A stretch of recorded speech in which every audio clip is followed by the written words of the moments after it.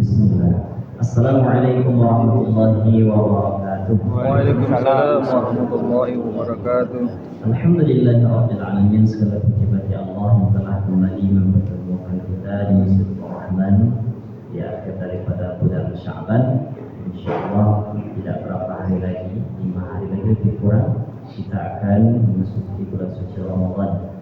Allahumma balighna Ramadan. Ya Allah, sampaikanlah kami ke bulan Ramadan. Amin ya rabbal alamin. Masuk Ramadan. Allahumma balighna Ramadan. Amin. Amin. 3 orang mengaminkan. Yang lain agak berpikir ya Ramadan. Allahumma balighna Ramadan. Amin. Wa'inna ala siyam wal qiyam. Ya Allah, tolong kami untuk mudah melaksanakan puasa dan qiyam Ramadan. Amin ya rabbal alamin. Wassalatu wassalamu ala nabiyyina Muhammad. Salawat dan salam buat Nabi kita Nabi Muhammad sallallahu alaihi wasallam wa ala alihi wa keluarganya wa sahbihi para sahabatnya man tabi'ahum bi ihsan ila yaumil Dalam sebuah hadis sampaikan oleh Rasulullah, atakum Ramadan syahrun mubarak.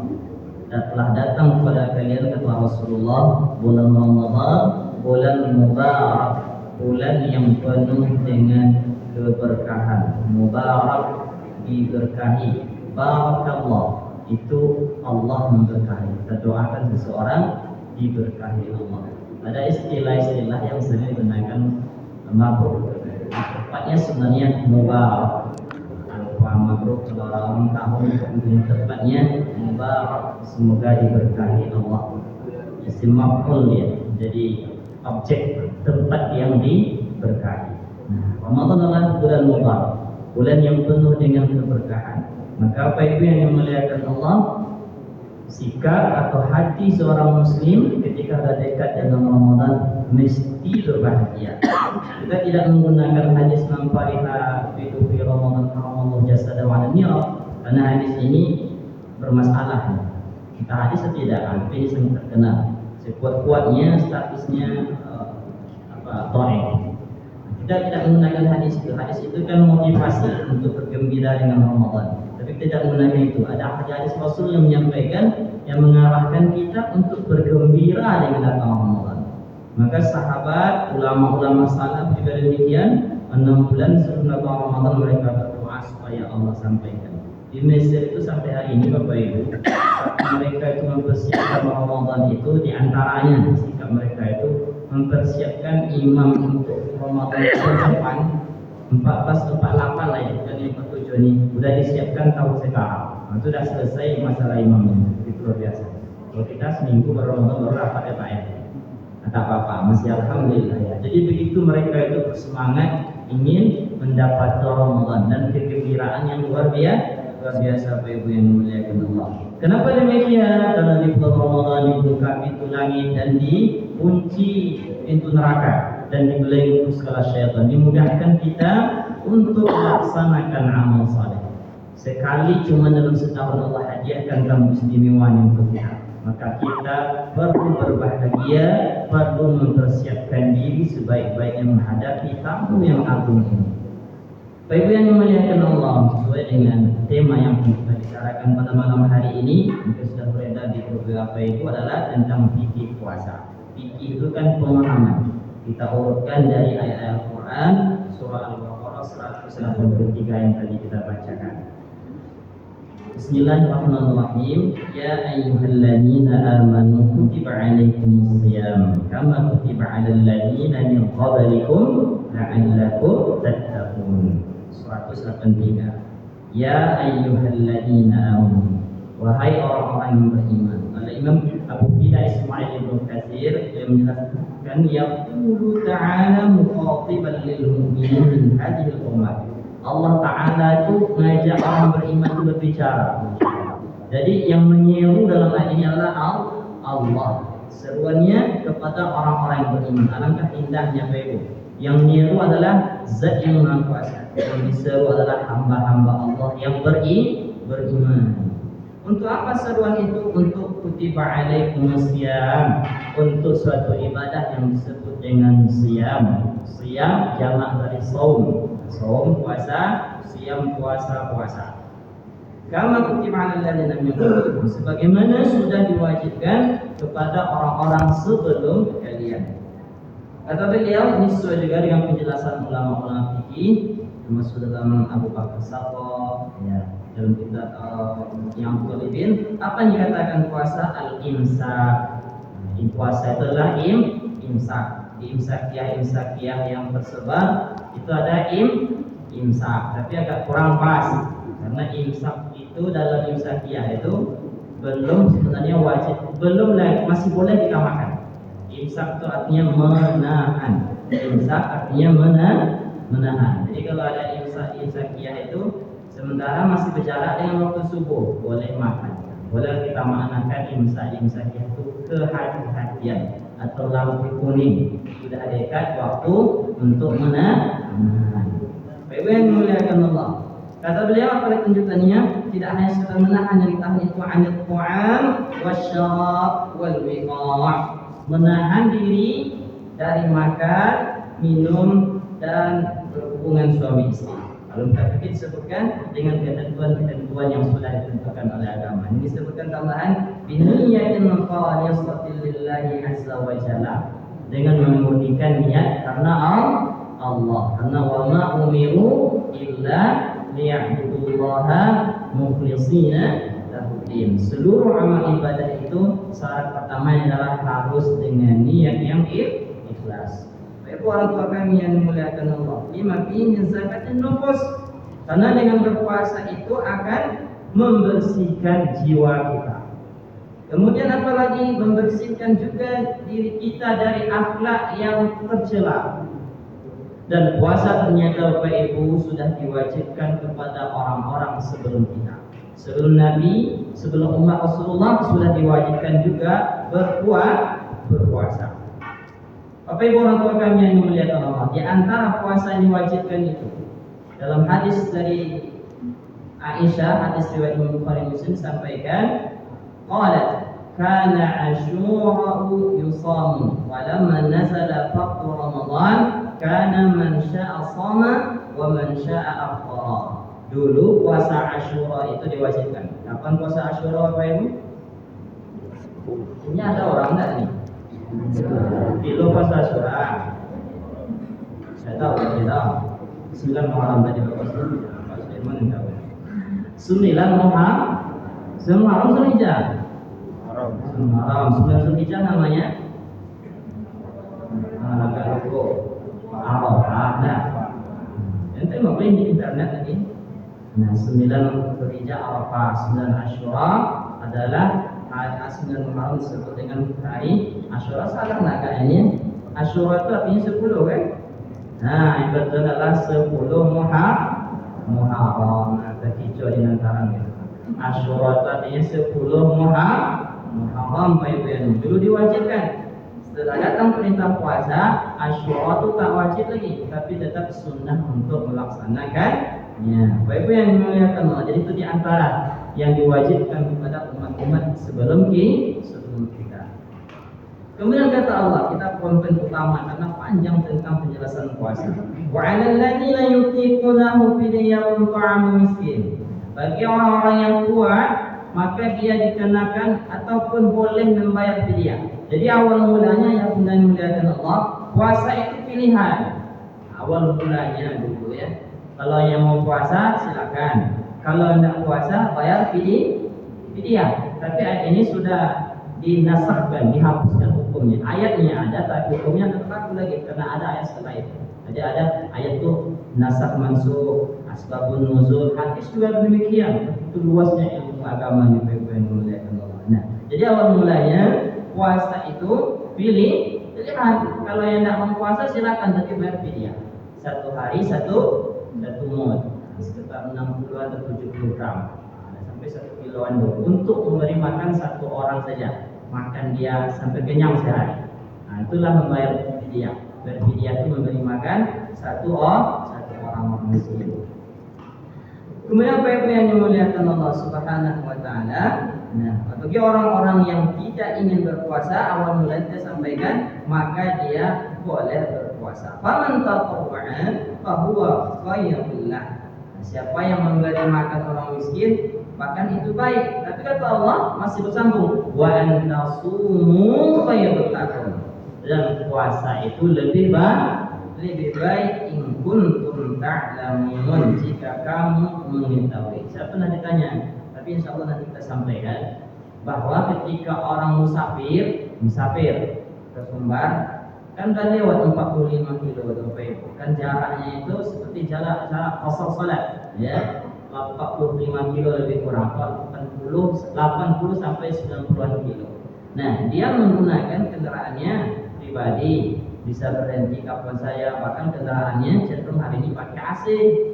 Bagaimana? Apakah dia puasa atau tidak? Secara hukum kalau dia tidak puasa silakan, tapi berpuasa lebih baik. Wa antasumu khairul lakum. Insyaallah kita sampai waktu kita jelaskan terkait tentang musafir ini. Baik yang memuliakan Allah Subhanahu wa taala. Kemudian Imam Ibnu Katsir juga menyampaikan Allah, "Faman syahida minkum asy-syahra falyasum." Kalau kita bacanya jangan tinggalkan ha, karena sering kita baca falyasum. Nah, hilang ha-nya sama dengan inna anzalnahu fi lailatul qadr, hilang ha-nya. Wal fajr, hilang ha-nya, jangan hilangkan ha-nya. Maka hendaklah berpuasa siapa saja yang sudah menyaksikan bulan. Ini juga ayat menyampaikan kepada kita bahwa berpuasa itu bila sudah nampak hilal. Sesuai dengan hadis Rasulullah, sumu liyu'yati wa aftiru liyu'yati. Berpuasalah karena melihat bulan dan berbukalah berhari raya karena melihat bulan. Kalau tertutup awan, kata Rasulullah, maka genapkan Sya'ban atau Ramadan itu menjadi 30 hari. Jadi kita menunggu aja besok kapan disampaikan oleh Kementerian Agama, karena mereka itu berdasarkan pantauan dari titik-titik dari berbagai provinsi yang ada di Indonesia, baru diputuskan. Sudah ikut aja kita, sami'na wa ata'na. Bapak Ibu yang dimuliakan, kalau mau ikut yang sudah ditetapkan Muhammadiyah juga silahkan Bapak Ibu yang dimuliakan, karena ada perbedaan tentang penetapan itu diakui Bapak Ibu yang dimuliakan Allah. Tapi jangan terlalu jauh perbedaannya. Ada orang yang berpuasa 4 hari, seluruh penetapan pemerintah itu agak kita permasalahkan. Kadang juga ada yang berbuka hari raya, maksud saya 4 hari sebelum hari raya kita, dia sudah hari raya dulu, sudah jauh-jauh kan. Allah bagaimana cara mengikuti data. Bapak Ibu yang dimuliakan Allah, sebenarnya kita menunggu keputusan daripada Kementerian Agama setelah mereka melihat hilal. Kalau salah informasinya tanggal 17 mereka akan sidang. Kita tunggu Bapak Ibu yang dimuliakan Allah Subhanahu wa taala. Nah, kemudian penjelasan oleh Imam Ibnu Katsir terkait tentang fidyah bagi orang lil ajazah wa kabiris sinni, bagi orang yang lemah, tidak kuat berpuasa, dan dia usianya sudah tua renta, tidak kuat puasa.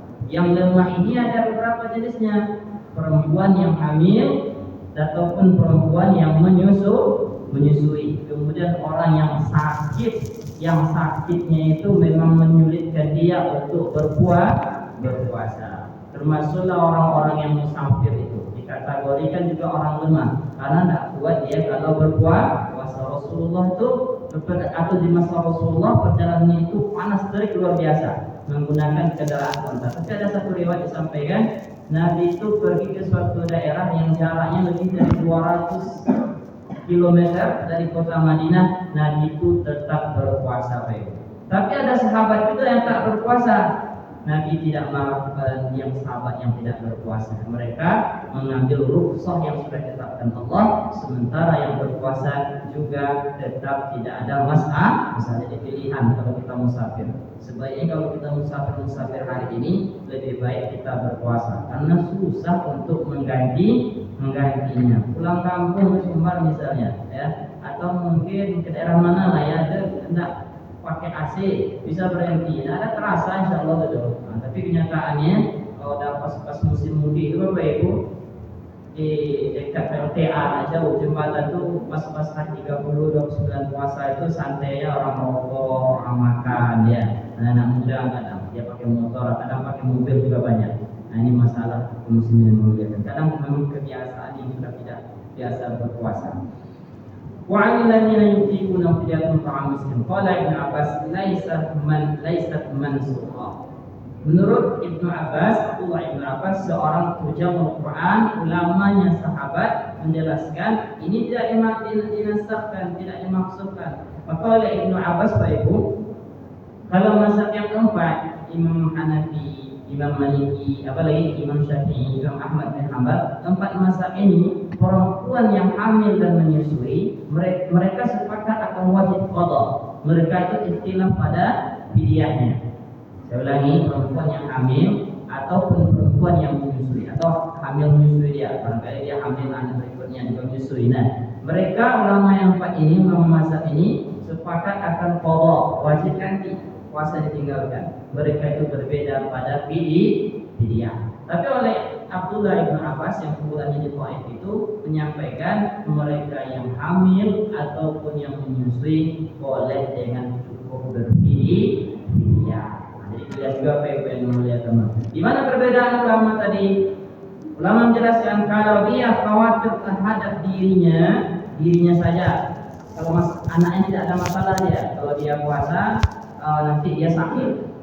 Pengen melihat teman. Kata ulama, dia ini hanya wajib qada tanpa fidyah. Wajib qada tanpa fidyah. Tapi kalau dia sama dirinya tidak khawatir, saya kalau puasa buat, kata dia, contohnya dia tidak ada masalah. Cuman kalau kata dokter atau saya lihatlah, kata dia, kalau saya puasa anak saya sakit dan sebagainya. Jadi yang dikhawatirkannya anaknya, maka dia wajib qada dan fidyah. Ini nomor keterangan Imam Mazhab. Bapak Ibu yang dimuliakan Allah, rasa kurang jelas nanti WA aja saya. Aku jelaskan karena ini seperti matematika juga kan, Bapak Ibu yang dimuliakan musuh-musuh. Nah, Bapak Ibu orang tua kami yang dimuliakan Allah Subhanahu wa taala. Nah, sementara untuk orang yang tua yang memang dia tidak mampu, maka dia fidyah saja tanpa wajib untuk mengqada. La yastati'ani an yasuma fayut'imani makana kulla yawmin miskinan. Atau perempuan yang tadi kita sampaikan tadi, mereka itu memberi makan setiap hari satu mud untuk satu orang miskin, makan yang mengenyangkan. Faman syahida minkum syahra falyasum. Ini juga ayat yang diulang oleh Imam Ibnu Katsir. Orang-orang yang melihat bulan sudah nampak dia hilal dan dia berada di tempat mungkin, maka dia wajib hukumnya melaksanakan puasa. Wajib, Bapak Ibu yang dimuliakan Allah. Maka oleh Imam Az-Zahabi dalam kitab Al-Kabair, 70 dosa besar, di antara dosa besar yang beliau sampaikan adalah meninggalkan puasa atau berbuka di bulan Ramadan tanpa uzur. Bahkan disampaikan dalam hadis Rasulullah, digantinya 1000 tahun atau 1000 hari atau 1000 tahun, pokoknya 1000 hari lah katakan, untuk mengganti puasa yang ia batalkan tanpa sebab tidak akan pernah tergantikan. Saking wajibnya puasa ini, Bapak Ibu yang dimuliakan Allah Subhanahu, wajib hukumnya, karena itu adalah salah satu daripada rukun Islam. Bapak Ibu orang tua kami yang dimuliakan Allah Subhanahu wa taala. Ada dulu di masa Rasulullah, sahabat itu karena dia tak kuat puasa, dibawanya 30 orang miskin makan ke rumahnya, diberikannya makanan, diberikannya minuman. Ini juga boleh. Jadi bagi orang yang tak mampu puasa, habis untuk Syawal besok diundang 30 orang miskin, dikasihnya makan, dikasihnya minum, maka selesai fidyahnya. Nah, ini lebih aman karena memang ada ulama juga yang ikhtilaf tentang terkait membayar fidyah dengan uang atau dengan khidmat. Nah, lebih amannya langsung dengan memberi makan, karena redaksi ayatnya ta'am, maka makanan. Beri makanan lebih aman daripada kita menakar. Ada orang yang menakar, berapa fidyah itu, saya bayar 20.000 lah kata dia. Karena saya makan pagi lontong 5.000, makan siang 10.000 kata dia. Saya juga lah. Masuk malam tak pula makan 2 kata dia. Nah, saya lah. Ada orang yang bayar 30, kan menentu jadinya. Nah, PB yang lebih baik belikan dalam bentuk makanan kalau bisa disertai dengan lauk pauknya. Bapak Ibu orang tua kami yang dimuliakan Allah Subhanahu wa taala. Nah, itu poin di antara ayat 183, sampaikan bahwa kewajiban puasa itu sudah ditujukan juga kepada orang-orang sebelum kita, yang mana tujuan utamanya adalah untuk menjadi insan yang bertakwa. Kemudian ada kalimat berikutnya, ayyam ma'dud, dan hari-hari yang sudah ditentukan. Ramadan adalah terdiri dari 30 atau 29 hari. Maka kita hendaknya bersemangat menghidupkan malam Ramadan siangnya dengan puasa selama 30 hari. Tidak yang banyak dipahami oleh masyarakat kita, seolah-olah Ramadan itu hanya sehari 2 hari. Sehari 2 hari semangat puasa. Kalau dulu kita dengar istilah 10 hari ramai masjid. Sekarang sulit menjumpai masjid itu yang 10 sampai 10 malam 10 itu ramai. Paling kuat malam pertama. Sudah malam kedua lah mulai kurang tuh. 3 apatah lagi. Kalau dulu masih bertahan 10. Padahal semestinya Ramadan itu harus kita kumpulkan selama 30 hari. Bapak Ibu yang dimuliakan Allah. Nah, syahrul Ramadan alladzi unzila fihi al-Qur'an hudan lin-nasi wa bayyinatin minal huda wal furqan. Pada ayat berikut ini Allah menyampaikan bahwa di antara keistimewaan Ramadan itu adalah di mana di dalamnya diturunkannya Al-Quran. Bukan hanya Al-Quran diturunkan di bulan Ramadan. Adalah kata Rasulullah, unzilat suhufu Ibrahim wa fi awal lailatin min Ramadan. Suhuf, lembaran-lembaran firman Allah yang diturunkan kepada Nabi Ibrahim juga turun pada bulan awal bulan Ramadan. Wa unzilat Taurat li sittun madayna min Ramadan. Dan Taurat diturunkan juga pada malam yang ke-6 daripada bulan Ramadan. Wal Injilu li 13 khalat min Ramadan. Dan Injil diturunkan pada malam yang ke-13 Ramadan. Suhuf Nabi Ibrahim, Taurat, Injil wa anzalallahu Al-Quran li 24 khalat min Ramadan. Pada hadis ini sampaikan Al-Quran diturunkan pada malam 24 Ramadan. Nah, agak lain Ustaz. Biasanya itu juga Ramadan. Nah, ini hadis. Ya, karena Al-Quran itu bukan satu ayat. Mungkin saja ini yang masuk ayat berapa wallahu a'lam bishawab. Ya memang ada ikhtilaf. Bahkan kalau kita merujuk kalau firman Allah surah Al-Qadar apa? Inna anzalnahu fi lailatul qadar. Allah menurunkan Al-Quran pada malam Lailatul Qadar. Malam Lailatul Qadar kapan? Pendapat yang banyak itu 10 hari terakhir, tepatnya malam jadi malam 24. Nah, kita tidak bisa memastikan, jelas kita wajib mengimani bahwa Al-Quran itu diturunkan pada bulan Ramadan. Baik itu yang dimuliakan Allah. Nah, itu istimewaan Ramadan, diturunkan padanya Al-Quran. Maka Ramadan di samping bulan puasa, di situ adalah bulannya membaca Al-Quran. Target. Jadi ada target kita Ramadan tahun ini setidak-tidaknya bisa khatam sekali Al-Quran. Insya Allah. Bagaimana caranya? Antara solusinya di samping membagi waktu kita, jadikan kebutuhan kita kepada Al-Quran seperti kebutuhan kita kepada HP. Insya Allah selesai. Nah, sebagaimana kita butuh ke HP, bangun tidur nemu HP kan, nak kerja kalau kita tinggal HP kita rela pulang lagi jemput HP, ya begitu jadikan Al-Quran. Bangun tidur langsung buka Quran. Nah, kapan saja buka Quran, insya Allah tak terasa satu juz sehari sebentar, bahkan hanya mungkin butuh waktu kurang dari 1 jam, selesailah 1 juz Bapak Ibu. Insya Allah 1 juz itu dah target paling minimal tuh. 1 juz, satu kali khatam itu sudah target paling sedikit sekali Bapak Ibu yang dimuliakan Allah. Ada ulama yang masih hidup, Syekh Mesir, dia dalam sholatnya saja bulan Ramadan dia menghatamkan Quran 6 kali. Di bulan Ramadan dia menghatamkan Quran dalam sholat Bapak Ibu 6 kali. Belum lagi yang dibaca di luar sholat. Masya Allah. Baik orang tua kami yang dimuliakan Allah Subhanahu Wa Taala. Nah, jadi Al-Quran Ramadan ciri khasnya di samping puasa adalah Al-Quran. Kemudian apa disampaikan lagi? Ijab saum Ramadan syahr Ramadan. Wajib yang kita jelaskan tadi bagi orang-orang yang melihat hilal, maka dia wajib berpuasa. Ikut mana kita hilal kita? Ikut tempat tinggal kita. Di Indonesia mungkin misalnya ditetapkan tanggal 18. Di Saudi mungkin atau di negara lain berbeda. Ikutlah hilal tempat kita. Begitu acuan yang diajarkan oleh Rasulullah Sallallahu Alaihi Wasallam. Jangan coba-coba ijtihad sendiri. Kan di Arab belum puasa lagi. Esoklah saya puasa, berdosa kita tuh. Karena di tempat kita kalau sudah berpuasa kita belum berpuasa.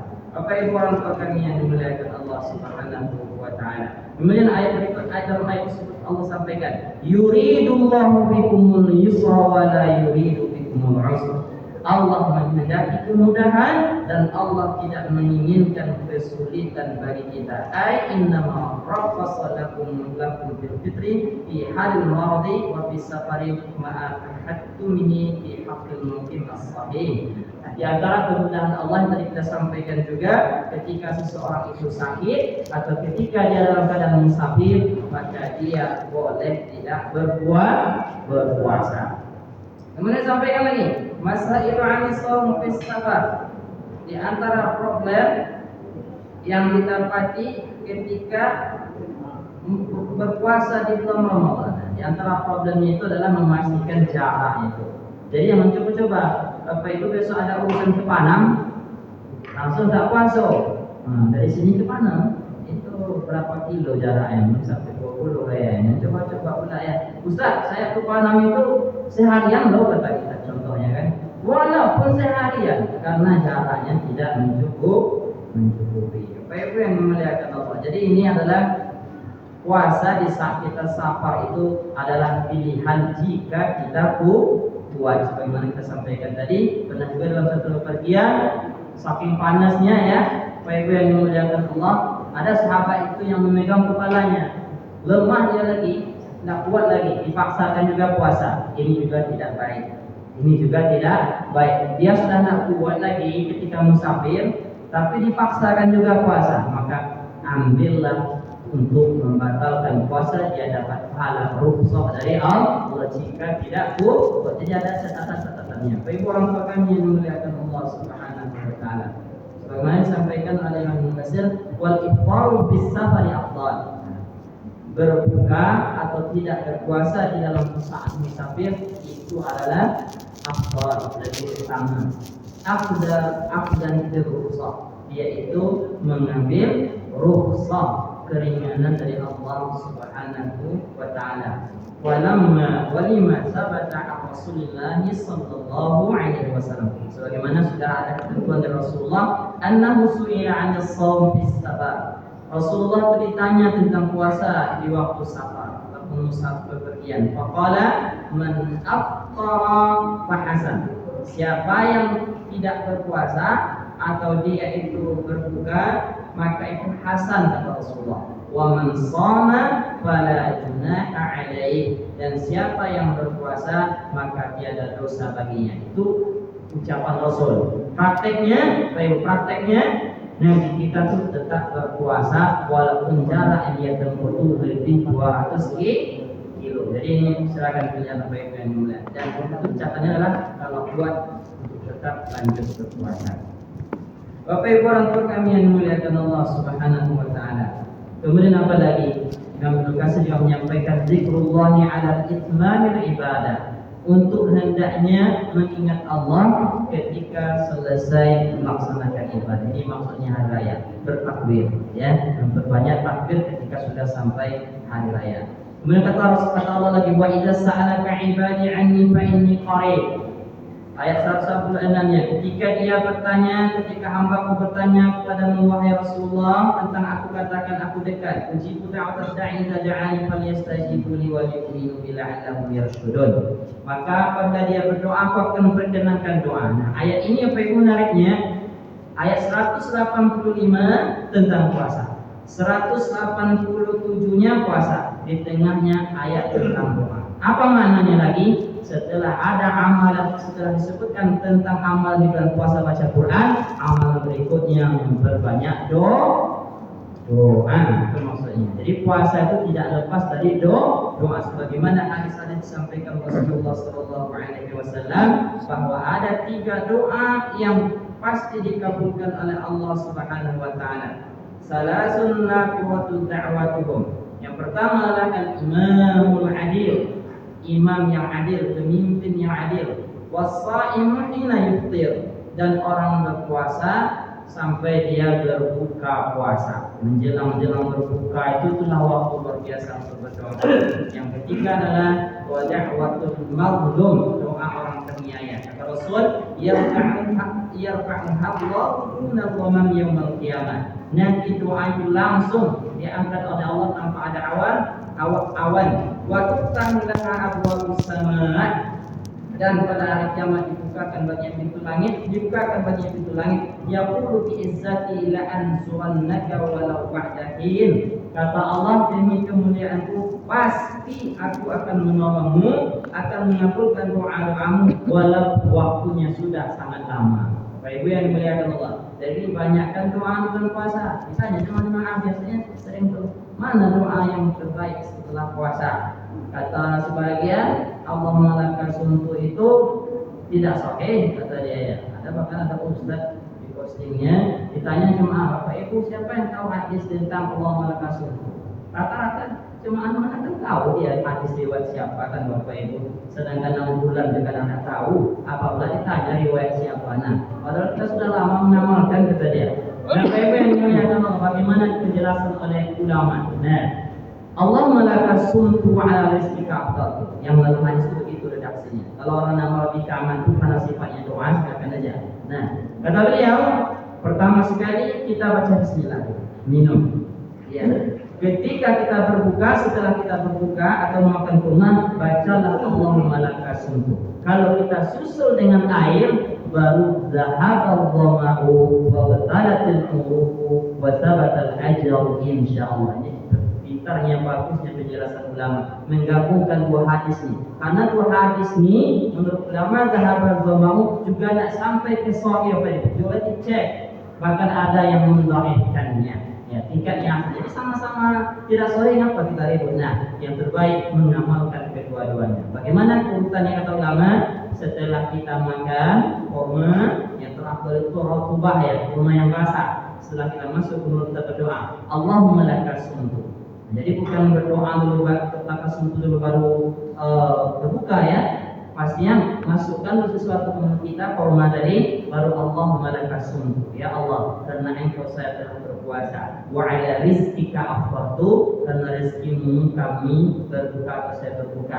Baru minum air. Nah, setelah itu baru zahabal dhama'u wa batalatil uruku wa sabatal ajru insyaallah. Dan hilang dahaga, wa batalatil uruk. Kata hadis itu lah basah kerongkongan. Kalau kita makan kurma tidak basah dong. Maka dengan air inilah membasahkan. Kan cerdas ulama yang luar biasa. Jadi tidak dia ribut dengan satu hadisnya, tapi dia bijak mengamalkan keduanya. Allahumma lakas suntu untuk sebelum minum dan setelah minum zahabal dhama'u. Tak apa Ustaz? Terserah. Tak membaca doa itu sah puasa. Nah, Allahumma lakas suntu pun baca sah, membaca zahabal dhama'u pun sah. Yang tak sah itu orang yang tidak berpuasa. Yang kedua, yang merusak puasanya dengan gara-gara doa itu. Dasar puasa tidak sore debat. Padahal puasa sehari Pak, gara-gara doa aja kerah. Astagfirullah. Nah, dan saat Bapak Ibu yang muliakan Allah, apa yang utama kita sampaikan? Bahwa di saat itu waktu terbaik berdoa. Nah, ini kita manfaatkan. Jadi kalau bisa untuk tahun ini kita jemaah masjid Qawaman Nasrani, tidak usahlah ngabuburit jalan sekolah. Di samping bikin macet ya, tidak ada faedahnya dulu. Yang macet kita, ngapain kita aja anak kita duduk di rumah berdoa. Itu sampai berdoa lagi pergi ngabuburit kata dia tuh. Sudah macet lagi ya, berdoa kita di saat itu waktu yang terbaik dikabulkan Allah doa baik. Kita kadang malas juga ya, keluar tuh jalan Sulaiman kadang perlu luar biasa macetnya. Nah, Bapak Ibu orang tua kami yang dimuliakan Allah Subhanahu wa taala. Nah, jadi puasa sangat dekat kaitannya, sangat erat kaitannya dengan ibadah ataupun doa. Bapak Ibu orang tua kami yang dimuliakan Allah Subhanahu wa taala, ini ada satu ayat tadi begitu panjang yang disampaikan oleh Allah, ayat 186, bahwa dihalalkan bagi kita, mohon maaf, untuk rapas berhubungan suami istri di malam Ramadan. Dulunya Bapak, ini penting ya. Dulunya orang-orang dulu setelah dia berpuasa berbuka, maka ketika sampai waktu Isya atau dia tertidur, dua syaratnya. Kalau dia tertidur atau masuk waktu sholat Isya, dia sholat Isya, tidak boleh makan lagi dan tidak boleh lagi berhubungan sama istri. Kan berat. Kalau dia tertidur, dia sudah habis maghrib tidur ya misalnya, atau habis maghrib kemudian tak lama sholat Isya, tidak boleh makan lagi walaupun malam nih. Dan walaupun malam kondisi malam, dia tidak boleh lagi berhubungan suami istri. Dulunya begitu. Ini perlu kita ketahui Bapak Ibu yang dimuliakan Allah. Bahkan Umar ya juga menyampaikan hal demikian. Jadi mohon maaf kalau dia mau makan jedanya sangat singkat antara maghrib sampai ke isya. Mohon maaf juga kalau dia ingin berhubungan dengan istrinya, maka waktunya antara maghrib dengan isya. Ada dulu Ustaz memposting hebat Umar kata dia, dari maghrib ke isya berhubungan badan. Karena memang tidak boleh lagi setelah isya waktu itu. Jadi Ustaz ini pelintirnya dia diplesetkannya lah ya. Disangkanya Umar itu kuat habis buka langsung berhubungan badan. Kan itu kan diamalkan salah jadi. Padahal ada penjelasannya bahwa waktu itu setelah waktu isya tidak boleh lagi. Suatu ketika ada seorang sahabat Rasulullah. Sahabatnya dia pas waktu berbuka bertanya kepada istrinya, sekalian dia bekerja ya. Ada enggak makanan untuk berbuka? Kondisi sahabat ini luar biasa ya. Kata istrinya tidak ada untuk berbuka. Lalu kemudian istrinya pergi mencari makan. Di saat istrinya ini pergi makan, dia tertidur. Maka ketika dia pulang, suaminya sudah dalam kondisi tidur. Waktu itu masih hukum yang kita sampaikan tadi. Dia tak ada makan lagi sampai dengan esoknya dan menunggu sampai datang waktu berbuka untuk esoknya. Akhirnya sahabat ini pingsan Bapak Ibu yang dimuliakan Allah. Maka ini perlu kita pahami Bapak Ibu yang mulia. Maka ini hukumnya juga sudah dinasakkan atau dihapuskan. Maka bagi seseorang yang berpuasa di bulan Ramadan, dia boleh berhubungan suami istri, boleh makan dan minum setelah terbenam matahari masuk maghrib sampai dengan terbit fajar. Ada sampaikan beliau ini ulama, ini juga pembahasan penting. Ketika waktu sahur atau waktu subuh dia belum mandi wajib, bagaimana hukum puasanya? Tetap lanjut puasa, tidak ada masalah ya. Jadi ketika subuh dan masuk subuh belum dia mandi junub lagi, tetap lanjut puasa Bapak Ibu yang dimuliakan, tidak ada masalah. Yang tidak boleh itu dia berhubungan badan setelah masuknya waktu subuh.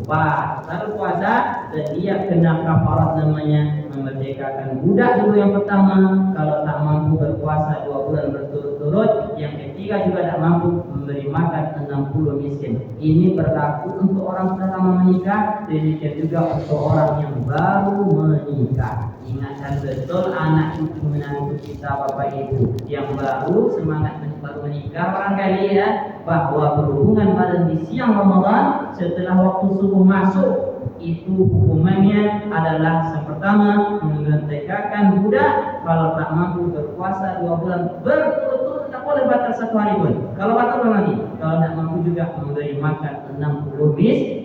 Maka hati-hati kalau nikah menjelang Ramadan, apalagi menikah di bulan puasa. Kalau tanya orang boleh menikah bulan Ramadan bulan puasa, boleh. Cuman mampu nak mengendalikan diri. Maka nikah yang afdal atau sunnah hari nikah yang terbaik kapan kata ulama?